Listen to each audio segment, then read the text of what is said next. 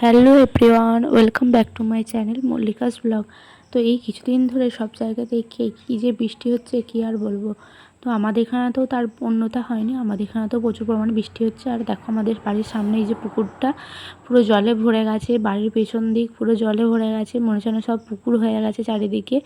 তো এই জলে জলে ভিজে তো সমস্ত কাজকর্ম সারা হয়ে গেছে। আর বাঙালিদের বাড়িতে এই বৃষ্টি হবে আর কিছুই হবে না, সেটা কি হয়? তো সেটাও আমাদের বাড়িতেও তাই জন্য করে ফেললাম একটু খিচুড়ি। আর এতদিন দুদিন ধরে বৃষ্টি হচ্ছিল, তখন করা হয়নি, তার কারণ বর বাড়িতে ছিল না, ও অফিসে, তো সে কখনই সে খাবে, ঠান্ডা হয়ে যাবে, সেই জন্য করিনি। আজকে ছিল বাড়িতে, সেই জন্য বানিয়ে ফেললাম খিচুড়ি। আর এখানে করেছি তোমার পটল ভাজা, একটু বেগুন ভাজা আর আলু ভাজা।